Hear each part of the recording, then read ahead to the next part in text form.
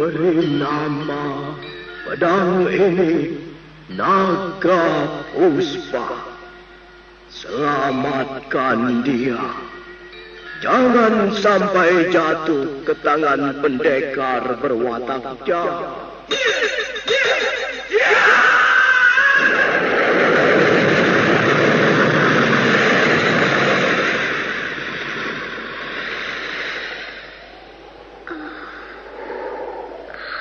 Kakang Kamandanu, kau masih juga tidak percaya bahwa aku mencintaimu. Mesin, maafkan aku, Mesin. Mesin, Mesin.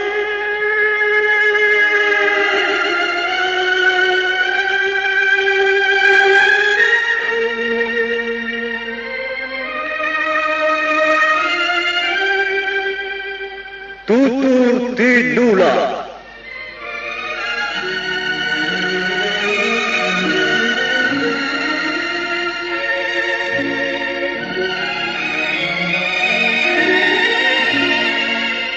Sebuah sandiwara radio serial, produksi Sanggar Cerita dan Teater Sanggar Prativi. Sebuah kisah dengan latar belakang sejarah runtuhnya Singasari dan berdirinya Kerajaan Majapahit.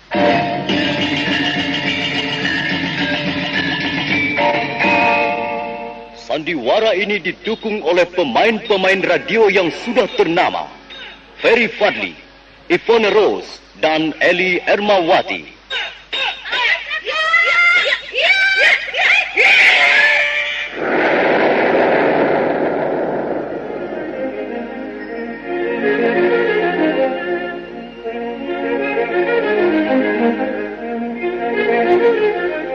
Cerita ini ditulis dan diolah oleh S. Tijab, hiasan musik dan sutradara C. Ispriyonoka. Kali ini mengetengahkan episode ke-12 dengan judul Naga Puspa Kresna.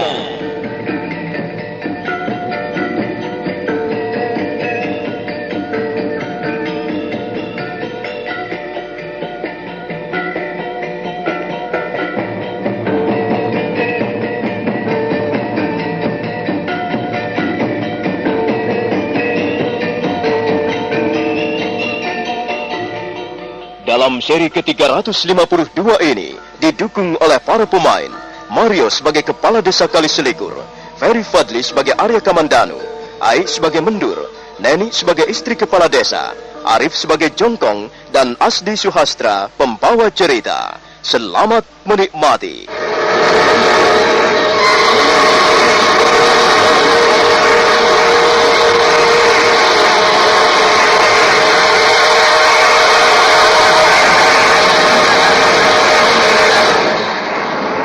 Kepala Desa Kaliselikur terus menyerbu dengan garang. Nampaknya dia mempunyai juga sedikit kepandaian olah kanuragan. Serangan-serangannya terarah dan gerakannya, sekalipun kepala desa itu sudah cukup tua, masih cukup lincah. Tapi Arya Kamandanu adalah pendekar pilih tanding. Dengan kemampuan ilmu kanuragan Naga Puspa tahap pertama dan kedua, dia merasa tidak kesulitan untuk menghadapi serangan-serangan kepala desa. Bahkan kepala desa itu seringkali geragapan setiap kali Arya Kamandanu balas menyerang. Ya.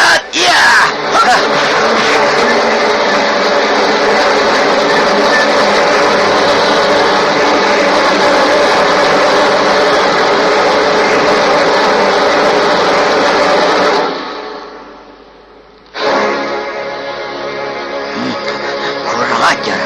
Rupanya kau mau pamer kepandaian di desa Kaliselikur. Maaf Bapak Kepala Desa. Bukan saya memulai, melainkan Bapak Kepala Desa. Saya hanya melayani saja. Kau tidak perlu menyombongkan dirimu, anak muda. Kalau kau masih tidak mau kutangkap dan kuperiksa, maka aku terpaksa menggunakan cara lain. Bagaimana, anak muda? Apakah kau masih berusaha untuk melawan? Pikirlah baik-baik. Saya tidak bermaksud melawan Bapak Kepala Desa. Saya datang ke tempat ini tidak untuk membuat kerusuhan. kau akan kami periksa dengan seksama. Kau mempunyai hak untuk membela diri. Tapi janganlah berbuat seenakmu di desa ini. Hah? Maaf, Bapak Kepala Desa. Bapak Kepala Desa jangan memojokkan saya. Saya bukan penjahat. Saya bukan pencuri. Sudahlah anak muda. Jangan banyak bicara. Sebenarnya, aku ingin bersikap lunak padamu. Tapi justru kaulah yang telah memojokkan aku. Sehingga aku terpaksa bersikap kasar. Nah, bagaimana sekarang? Masih juga tidak mau menyerah?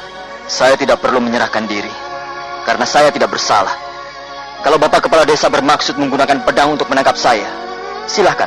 Hei, anak muda. Aku tahu kau mempunyai ilmu kanuragan yang cukup tinggi. Tapi aku adalah kepala desa di sini.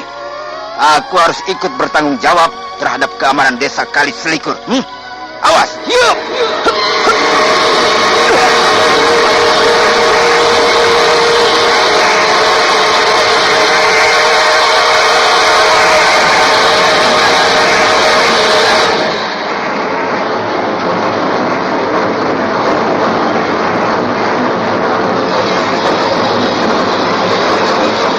Dengan pedangnya yang berukuran pendek, kepala desa Kali Selikur menyerbu ke arah Arya Kamandanu.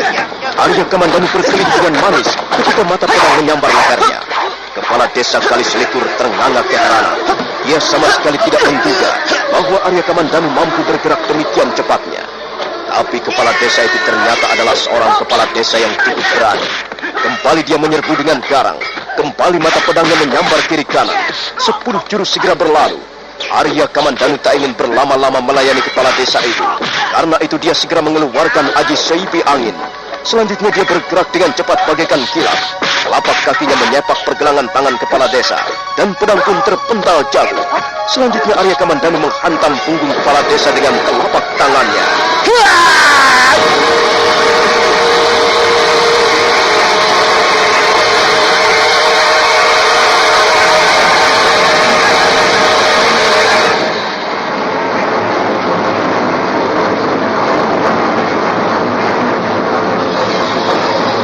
Kejadian itu berlangsung dengan sangat cepatnya.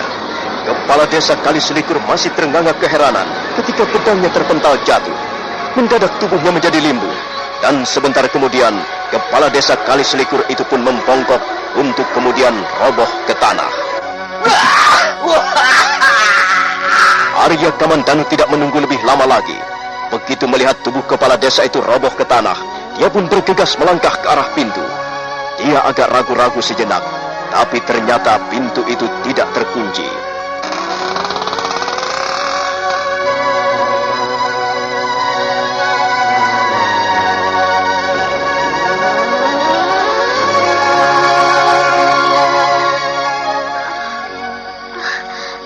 Aduh. Siapa kau ini? Saya sedang sakit, Tuan. Saya anak Bapak Kepala Desa Kali Selikur, Tuan. Siapa namamu? Nama saya Mendur, Tuan. Aduh. Sakit apa kau, Mendur? Sudah berapa lama sakitmu? Entahlah, Tuan. Badan saya meriang, panas dingin. Sudah 2 hari ini saya terbaring di tempat tidur. Mulut saya rasanya pahit. Saya tidak doyan makan. Aduh, pusing. Pusing sekali rasanya. Aduh. Arya Kamandanu tersenyum. Dia sudah tahu siapa sebenarnya si Mendur, anak gadis kepala desa Kali Selikur ini. Dia jelas bukanlah Mendur yang sesungguhnya.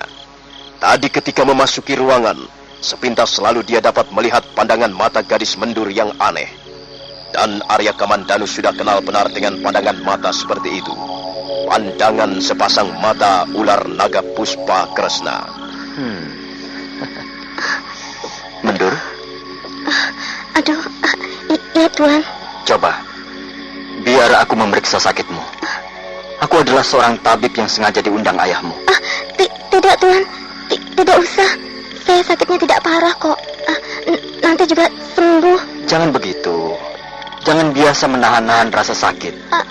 Sakit harus diobati. Nah, diamlah kamu di situ. Aku akan memeriksa tubuhmu. Tidak, Tuan. Jangan. Arya Kamandanu melangkah mendekati Mendur yang masih terbaring di tempat tidurnya.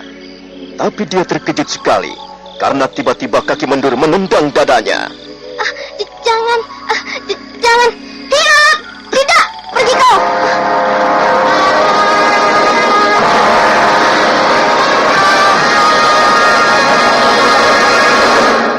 Ada apa dengan dirimu, Mendur? Aku akan menolongmu. Mengapa kau malah menendangku? Lihat, meja ini menjadi rusak. Tidak, Tuan. Saya tidak mau diperiksa. Saya harap Tuan segera pergi. Tidak, aku tidak akan pergi. Aku tahu siapa dirimu, Mendur. Saat berikutnya, Arya Kamandanu bergerak bagaikan kilat. Tangannya menyambar pakaian Mendur. Kain itu robek, dan Mendur berusaha menyembunyikan noda hitam di pundaknya bagian kiri. Nah, ketahuan sekarang belangmu. Mau lari kemana kau? Hai siluman! Kau memang cerdik, anak muda. Kau cerdik dan berani. Tapi kau keliru kalau menganggapku remeh. Percayalah, anak muda. Kau tidak akan bisa menangkapku. Kau tidak akan bisa melarikan diri lagi. Kau akan kugenggam dengan kedua belah telapak tanganku ini.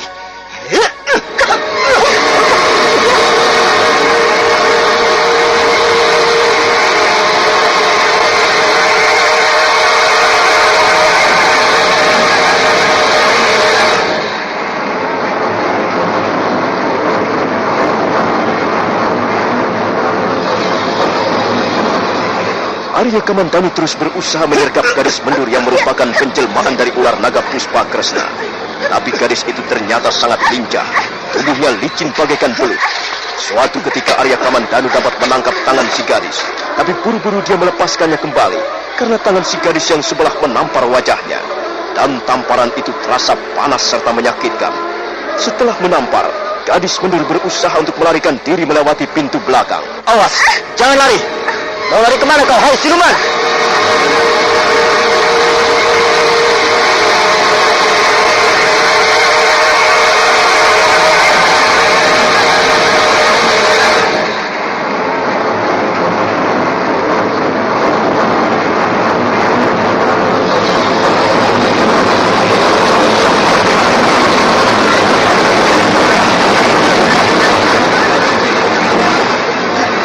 Suara apa itu tadi?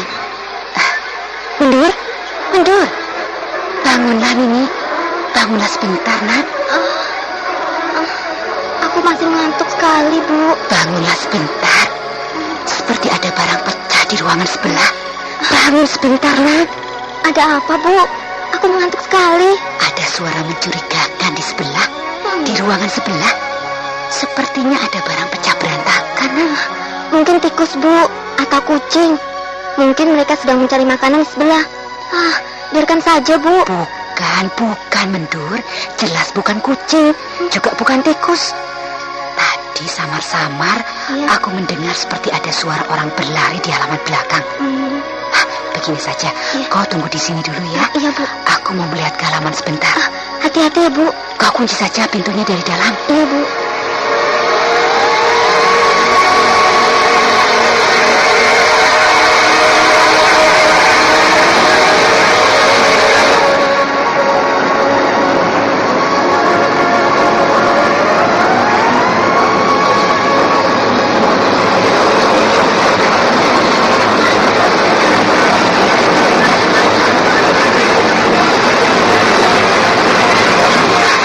Istri kepala desa Kaliselikur, wanita setengah tua itu kemudian melangkah perlahan-lahan meninggalkan bilik tempat tidur putrinya. Pintu terdengar dikunci dari dalam. Istri kepala desa terus melangkah mengendap-endap menuju ke halaman depan. Dia terkejut ketika melihat sesosok tubuh seorang manusia terbaring di tengah pelataran. Dia segera mendekati sosok tubuh itu. Siapa ini? Siapa yang tergeletak di tengah pelataran ini? Pak! Ada apa kau ini, Pak? Aduh, ada apa, Pak? Apa yang terjadi? Kurang ajar. Rumah kita kemasukan penjahat, Bu. Penjahat? Iya. Maksudmu pencuri? Perampok, Pak? Ya entahlah, Bu. Saya juga tidak tahu apa keinginan orang itu. Saya sempat bertarung dengannya dan saya dapat robohkan. Entahlah apa yang kemudian dilakukan oleh orang itu. Di mana Mendur? Di dalam biliknya. Dia tidak apa-apa kok, Pak. Dia tidur bersamaku. Apa kau tidak mendengar suara ribut-ribut? Aku mendengarnya, Pak. Itulah sebabnya aku keluar. Aku mendengar seperti ada barang jatuh berantakan di ruangan sebelah sana. Kemudian seperti ada orang berlari-lari di halaman belakang. Iya. Kalau begitu mari kita periksa. Jangan-jangan memang benar dia bermaksud merampok kita.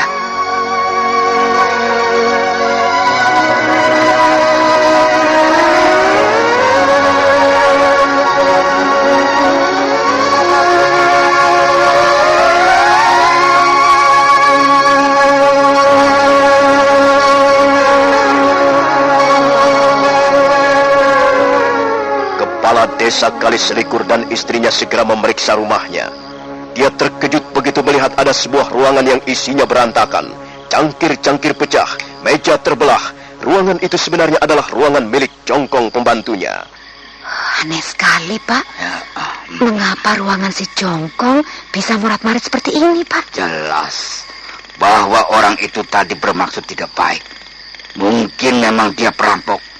Dia bermaksud mencari barang-barang perhiasan atau barang-barang berharga yang lain. Tapi dia telah salah masuk kamar. Jongkong! Jongkong! Lah iya, kemana si Jongkong, Pak? Lah kok malam-malam begini dia belum tidur? Jongkong! Jongkong! Rasanya ada sesuatu yang tidak wajar telah terjadi di rumah kita, Bu. Ada apa, Pak? Iya. Di mana saja kau? Saya di sana, Pak. Kau ini bagaimana, Tokong? Aduh, bukannya menjaga rumah, malah keluyuran. Apa kau tidak tahu apa yang telah terjadi di rumah ini? Jongkong. Iya. Kau baru saja ada di mana? Di sana, Pak. Saya bersembunyi. Mengapa kau bersembunyi? Apa kau telah melihat sesuatu? Iya, Pak. Saya melihat. Saya melihat Bapak Kepala Desa sedang berkelahi dengan seseorang. Saya takut sekali, Pak. Saya takut. Lalu saya bersembunyi. Di sana itu di balik lumbung padi, Pak. Jadi kau melihat aku sedang berkelahi dengan seseorang? Iya, Pak. Saya melihatnya dengan jelas. Tapi maaf, Pak. Saya tidak berani membantu. Jadi kau melihat apa yang dilakukan orang itu, Jongkong? Loh, di mana Nini Mendur ini? Kau jangan main-main, Jongkong. Kau jangan main-main, Jongkong. Jangan berputar-putar, Kalau kau mempunyai keterangan, katakanlah dengan jelas. Ayo. Iya, Pak. Iya, saya memang melihat orang itu. Dia memasuki bilik saya, Pak. Iya, memang ruangan bilik saya tidak saya kunci. Saya memang belum ingin tidur kok. Jadi kau tahu apa yang dilakukannya di ruangan bilikmu itu? Kong, aku mendengar ada suara barang jatuh berantakan. Arahnya ya dari ruangan bilikmu itu. Iya, Bu. Saya mendengar ada orang yang sedang bertengkar. Entahlah siapa mereka. Tapi sepertinya laki-laki dan perempuan. Perempuan? Iya. Apa kau menyimpan perempuan di rumahku ini, Jongkong? Tidak, Pak, tidak. Perempuan itu sepertinya Nini Mendur, Pak. Jangan ngaco kok, Jongkong. Mendur tidur bersama aku. Iya. Lagi pula buat apa Mendur keluyuran ke ruangan bilikmu, Tapi saya dapat mendengarnya dengan jelas, Bu. Benar, Bu, saya tidak berdusta. Saya mendengar suara Nini Mendur. Bahkan saya mendengar Nini Mendur tertawa-tawa. Kemudian terdengar seperti orang baku hantam di dalam ruangan bilik saya. Sudah. Iya, Pak. Keteranganmu semakin bertambah tidak beres saja. Sudah, sekarang bunyikan saja kentongan. Panggil warga desa. Kumpulkan mereka di halaman depan sana. Iya, Pak. Jongkong, pembantu yang masih muda usia itu, kemudian melompat ke arah gardu balai desa. Dan sebentar kemudian terdengar bunyi kentongan bersahut-sahutan.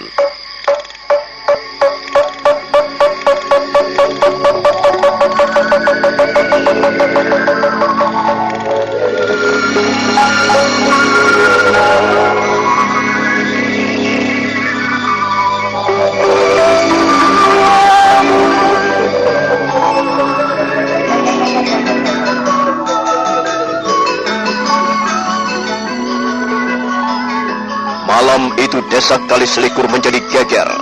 Demikian mendengar bunyi kentongan bersahut-sahutan, warga desa segera terbangun dan mereka berbondong-bondong pergi ke rumah kepala desa.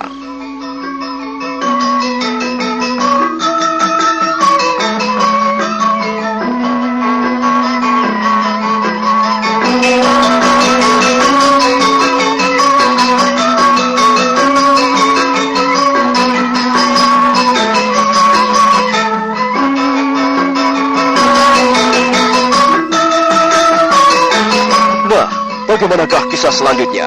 Apa yang akan dilakukan kepala desa Kaliselikur dan bagaimana dengan Arya Kamandanu yang masih mengejar Mendur sebagai penjelmaan dari ular naga Puspa Kresna. Saudara pendengar, silakan menunggu seri berikutnya. Sampai jumpa.